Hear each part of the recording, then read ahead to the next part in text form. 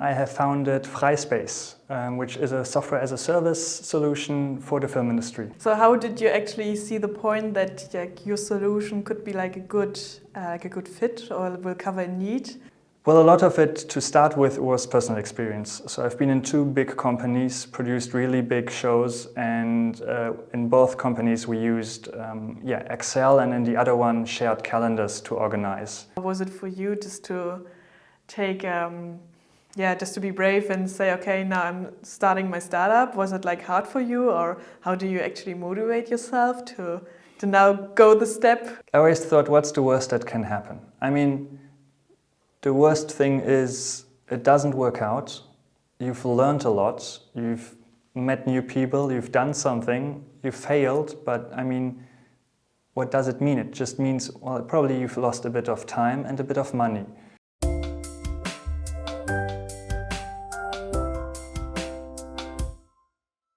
BotTalk podcast. Welcome to our podcast. Today our guest is Leonardo, and I would say you first start and tell a bit about you and about your startup. Sure, thanks for having me first of all. I'm Leonardo Re, and I have founded Freispace, which is a software as a service solution for the film industry. So in a bit more detail, it's basically for the planning of the whole post-production.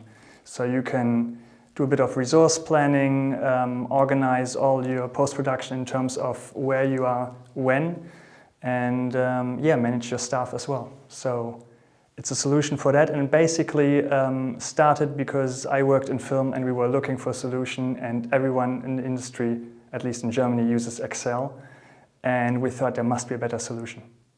Yes, of course. Starting with Excel is always like good, and you can do like a lot with Excel, but I mean a tool for it is way easier actually for the other people. You just started like 3 months ago around. Yes. So you're completely fresh in the startup area. Is it your first startup you founded, and how was like the first 3 months for you actually? It's the first startup I founded, yes, but I was a partner in a media advertising agency before, so I know a little bit of how it is to be in a company. But it's a different experience, of course, to start up. And also, we've been on the market for 3 months now, but the work obviously started much, much earlier. So it's been around a year now that I've been working on the idea, working on a first version of the app. So I have a bit of background in programming as well, so I started developing something to see if it's actually feasible, if it makes sense, and on the business plan as well. And all that took, pretty much 7-8 months, and then we started thinking about starting a company. Okay, cool. So how did you actually see the point that your solution could be like a good fit or will cover a need? Did you make any experiments or tests or something like this? Yes and no. Well, a lot of it to start with was personal experience. So I've been in 2 big companies, produced really big shows, and in both companies we used Excel, and in the other one shared calendars to organize things. And both of those solutions, they kind of work if you're a small company, but they don't work if you have like more than 20 staff, obviously. And especially if the person who organizes everything is away for a week on holidays or whatever, then everything breaks down. And usually it's, anarchy breaks out and everyone just does whatever they want, and they try to occupy any room that they find, and because there's no one in charge of it anymore. And also, especially with shared Excel files, the problem is that if someone else starts working on it, they usually destroy whatever you've built in there. So it all goes very messy very quickly. So that was the background. So I thought, okay, I know roughly that there is a problem, and in both companies we did look for solutions and we didn't really find anything. So we found, obviously there's resource management and general task management solutions out there, but the first big difference is that all those solutions, even Microsoft Project, is always based on hours. And we always calculate in days and weeks. I mean, if we book someone external as well, it's always a daily rate, not an hourly rate. So it doesn't make sense for us to think in hours. And if we have to book something and then calculate if it's, I don't know, 880 hours, then it doesn't mean anything to me. Mm-hmm. So that was the first thing that I noticed, that every tool out there was, not working in our environment. I then started developing something, and at some point I thought, okay, now I have to reach out to a few companies and see how they respond to it. And so I did a bit of research and I called up a lot of companies, and it was not successful in a way. As in the feedback, they had built their own solutions and weren't really ready to adopt anything new. Also, it was really hard to get in touch with the people, obviously, who were actually doing the planning. And what I could show them was a really early version, which didn't cover all the needs they had. So it covered booking rooms, because that was what I experienced as the most disorganized part of it. But they all wanted to also organize staff, for example. And it obviously makes sense, but it's another feature that's quite complex to build in. So I didn't have it at the beginning. And when I started, asking people how they feel about the solution, they were kind of looking forward to something like it, but they weren't ready to commit to it in a way. And so I did the research, and the research basically told me, don't do it, in a way, because no one was really ready for it, or ready to, to invest in trying something out. And I don't know why, but in the end I thought, in my experience, the solution is needed, and so we did start a company nonetheless. So we did research, but we didn't listen to it, and we'll see if that works out fine or not. But as soon as we started the company, and then we joined a few organizations that organize members of production companies and things like that, and we advertised in there. Suddenly the companies started talking to us because they were actually looking for a solution. But I guess if there's an individual who shows you something, it's not the same thing as if you discover something and then talk to a company. Yeah. And I guess that difference is something that we feel now. So we have quite a lot of contacts and leads in the industry now. And when I say leads, it's actually some of the biggest companies worldwide that do films that are actually interested in using our solution. But at the same time, they're still waiting for staff management. And it's something we've been working on ever since, obviously, and we're going to have something ready this month. So we're making progress, and the good thing is that now we actually have leads that are actually waiting for features to be, to come out. Mm-hmm. Yeah, a pretty honest journey actually, what you told us yet. Also, kind of interesting that you first said that you're making experiments, but on the one hand there is a need, but on the other hand it's not working out 100%. I think this is also depending on the on the branch and industry where you are, and also it's B2B. It's always a bit more complicated. We also had the same experience that it's take 2 years till our potential customers were at the point, okay, this is a pretty good solution and we will need it. In the beginning it was kind of too early, and it sounds like it's maybe similar that we were at the same point, so you had a pretty good idea and they need something to organize, because organizing stuff could take so many time and lots of people who are involved in it. So I can imagine that it's also when they have a bigger company that is pretty useful, but it takes time till they see the point, or feel the pain and see, okay, there's a solution, and now we are we want to commit also, as you said, now first you have like the room booking, and now you're also building the stuff, because they have like different needs, and sometimes they just want to buy the solution and commit to you when you're like kind of serious also, when you have a company, and getting to this point that you can cover like more different features and stuff for actually your potential customers.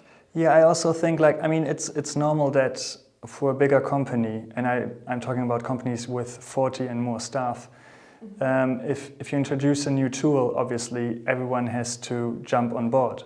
And it's something that obviously is, for a company, hard to introduce. And if you introduce it, you must be sure that you actually want it. So it totally makes sense to have reservations at the beginning, especially if the tool only delivers maybe on one of the pain points that you have, but at the same time you know that such a tool could solve more than one pain point. Yeah. And what we tried to solve at the beginning was literally just replacing the Excel spreadsheet with a better solution. And I mean, there's benefits all around, because you have data that you can actually read out, you can analyze in a really easy way, and you can share much more easily also with outsiders outside of your company, which you can't really do well with an Excel spreadsheet. But the introduction of just a new tool that solves the same thing is sometimes not enough to convince people. And I think we also have a problem organizing staff. And in the Excel spreadsheet, you can't read, you can put in the name of a person who works on the project, but it's not a real commitment for that person to actually work on the project, and it's kind of a solution, but not a real one. So they also all have this pain point of organizing staff and even other resources as well. So I guess they saw something in it, but not enough to jump on board. And I think that's the great thing when you are a fresh company, that you can adapt things easily. Yeah. And especially if you don't have too many customers at the beginning, also doing major changes to the database is something that you can kind of do on a weekend maybe, but as a big company it's impossible. So that's why I guess also big changes in other products take ages, whereas we can just build new features and change the way the bookings work and stuff completely. Yes, of course. So it's also like for BotTalk, then we just like build different features and see like which need our customers have, and then like we came to the point where we have like a complete like product, or like a good product which like fill all the needs.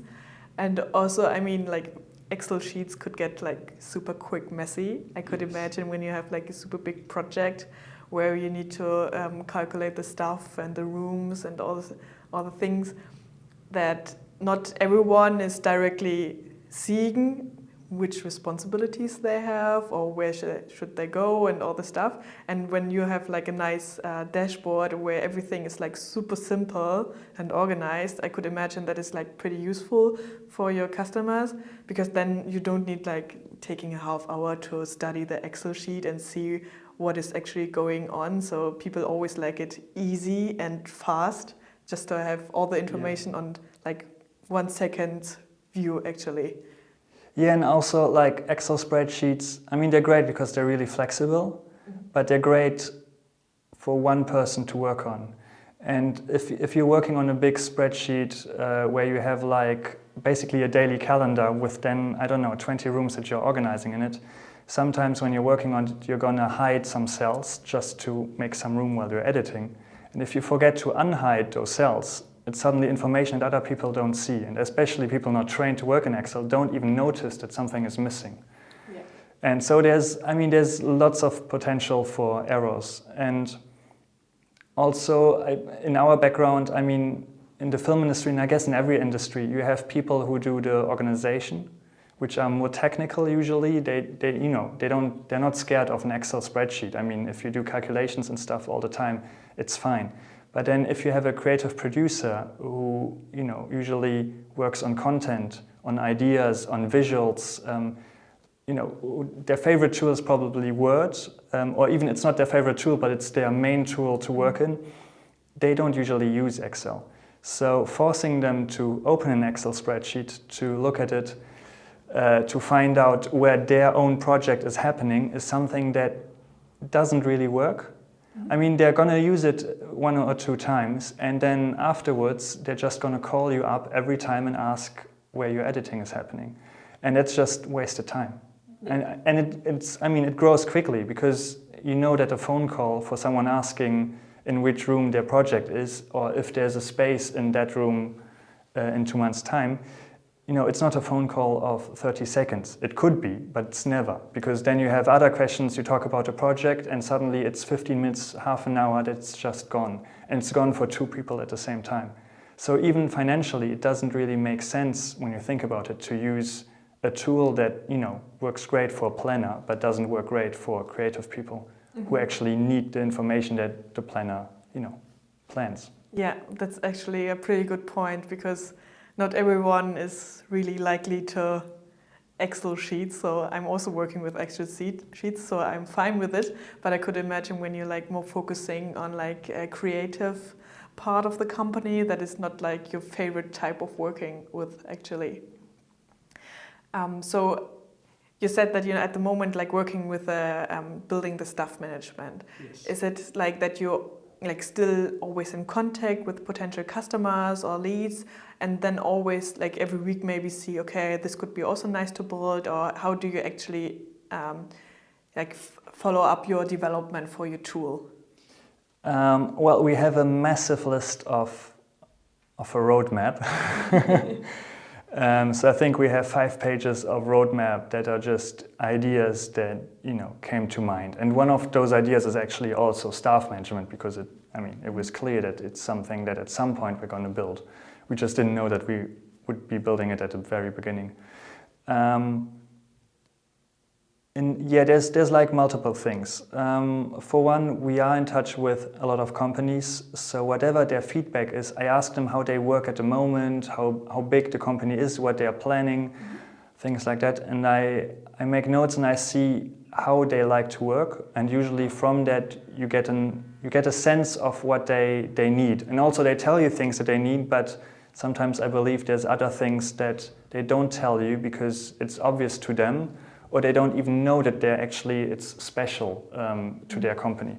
So we're trying to grow that list of a roadmap in a way as well, and we always note down for each potential client how they kind of work and what could be interesting for them. So we can then compile a list and see what features are actually interesting for more than one company. Because obviously it doesn't make sense to build one massive feature which only applies to one company, if at the same time, I'm blocking development for maybe 5 other companies. So yeah, it's in a way, yeah, we have this massive list. We also send that list to potential clients and ask them to rate it. So they put a plus or minus next to features that they think are interesting to them or not. And then we analyze what is most important. But then also we roughly think about how complex are those changes, and try to see what makes sense to build when.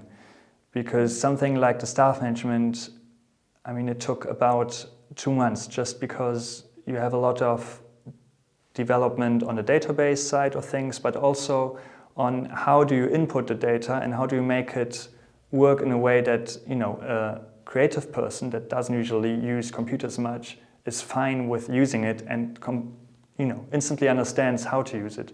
So we think about those things as well, and sometimes it makes sense to push a big feature first, because if we do the change now, it's going to first help us sell, but it's also going to make it easier if we do the change now, where we can push an update on the weekend and not disrupt anything if we have 10 companies on board already. Mm-hmm. So it's kind of, I feel like it's more complex than it should be if you have just started a company. But on the other hand, we are building a product now that hopefully is going to be used for the next 10 years at least.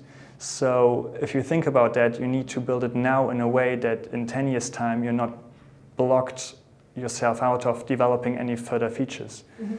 And we're trying to think about that and trying to make it as flexible as possible, and sometimes also already changing the database to new structures even though we don't need it now, but we know on the roadmap there's a feature that might need to changes later on.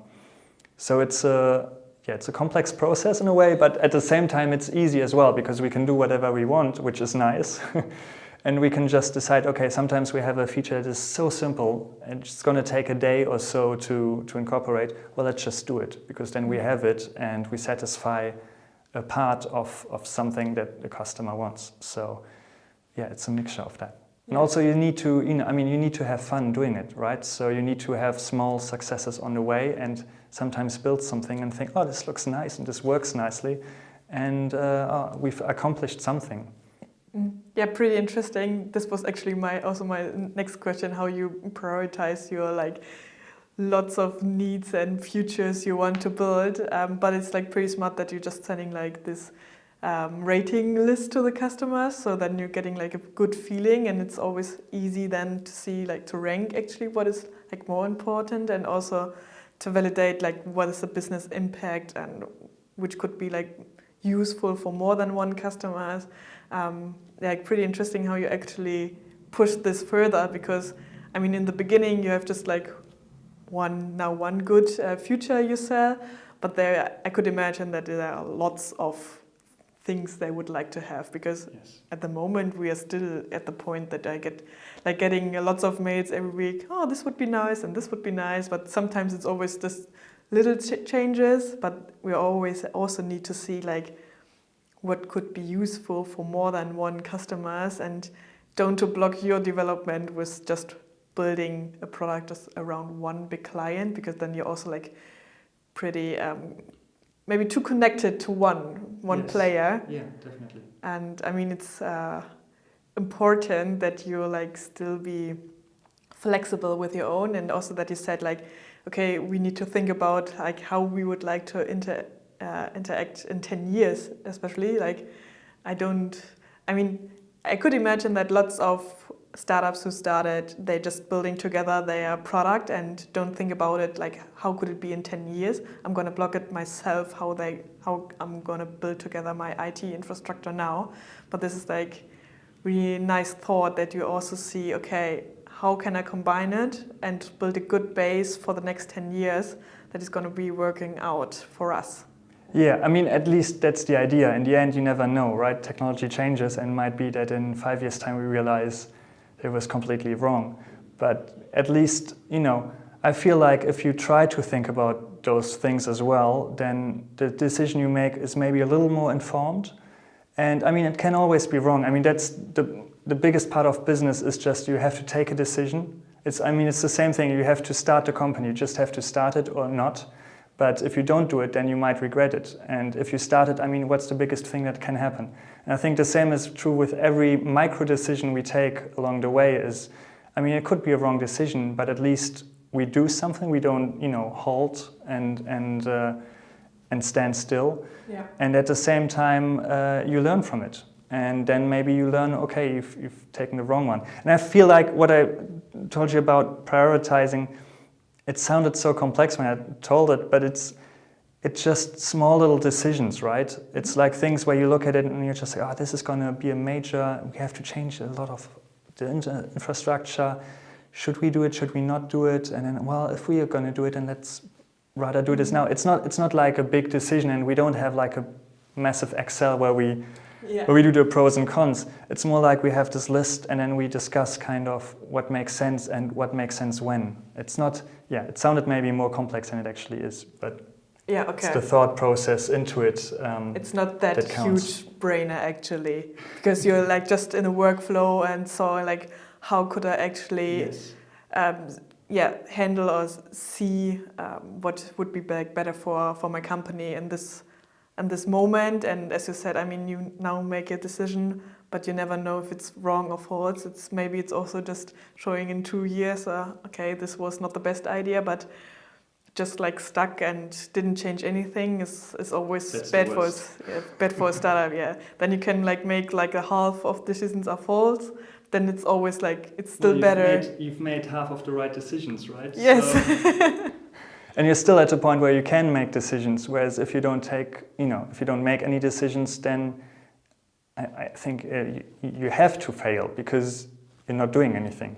basically you're not working, right? You're just thinking about things but not actually doing anything.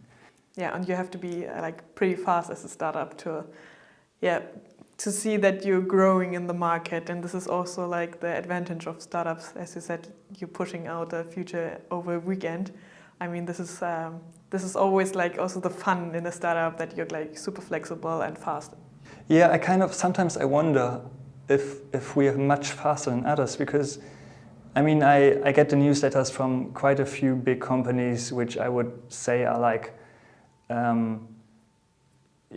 do similar things to us, but for different markets. So I just follow to see, what are they doing. It's kind of competition, but not really. Mm-hmm. And when they send out a newsletter every 2 months, and the new feature is that now you can dismiss a notification, I'm wondering what they're actually doing, because I'm thinking, well, in 2 months we've built a whole infrastructure for planning staff, and they're bigger than us. What are they doing in their time? Because dismissing a notification is a feature for me that shouldn't take longer than a day to develop. Yeah.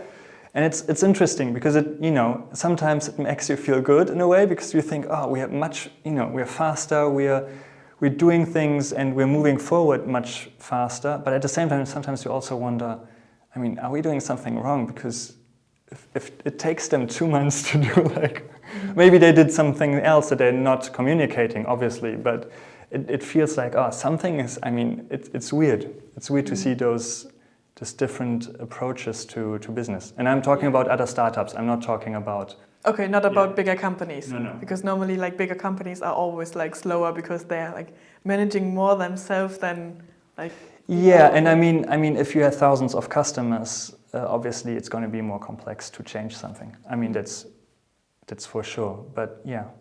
But I mean, this is a pretty good ability of you guys, that you're that fast. I mean, this could be also good, pretty good for your growth in the future, actually, because be fast is key in a startup, actually. Maybe, yeah. I think we're just makers, and we want to build stuff and have fun while we're doing it. And I guess right now we are all like that, and I guess it's not good as well, because we need different personas in the company as well, and we need to have different ways of thinking as well.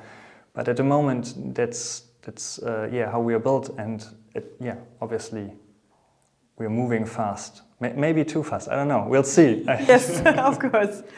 I think a lot of people always have nice ideas, actually. So, but the less people are always brave enough to start actually than a startup, or following their idea. How was it for you just to take, just to be brave and say, okay, now I'm starting my startup? Was it hard for you, or how do you actually motivate yourself to now go the step and in this kind of risky area? Well, I always thought, what's the worst that can happen? I mean, the worst thing is it doesn't work out. You've learned a lot. You've met new people. You've done something. You failed. But I mean, what does it mean? It just means, well, probably you've lost a bit of time and a bit of money. But in the same process, you've done stuff and you've learned stuff. And I always thought, if I need to find a job, I mean, I've had a job before, so there's nothing holding me back from finding a new job if I say, okay, the startup world is not mine and I want to just be a regular employee, which is, why not? So I don't think there's much to lose in a way. Mm-hmm. And I think that's the biggest thing. If you don't do it, then you might regret it. If you do it and you fail, then at least you can always say, I tried it. Yes. My idea didn't work, or maybe the execution didn't work, or I didn't meet the right people, or whatever happened, it doesn't matter. But you've learned for yourself that you're capable of actually starting something, which a lot of people are not, and you've just, tried to fulfill a dream. And not all dreams are meant to come true. I mean, it's normal. And for some people, dreams always come true in a loop. So I guess it's a bit of a mindset, and also just... I don't know, it's just, what's the worst that can happen? Especially in Germany, I feel like we're very protected, that, if you fail, you kind of have a net. Yes. And I mean, usually when you start, you develop your idea because you've been in an environment which pushed something, like some development. If it's university or you've been in another company or something. So you already have experience, and I guess you have a job waiting for you somewhere if you want it. So, I mean, why not start a startup and see how it is? And in the worst, I mean, maybe you make the discovery that the startup world, which is bizarre as well in a way, is not yours, and that's fine. And that's a good discovery. At least you're not going to regret something. Yes, I think this is like a pretty good advice for everyone who is gonna like think about it to start a startup. That I mean, just do it.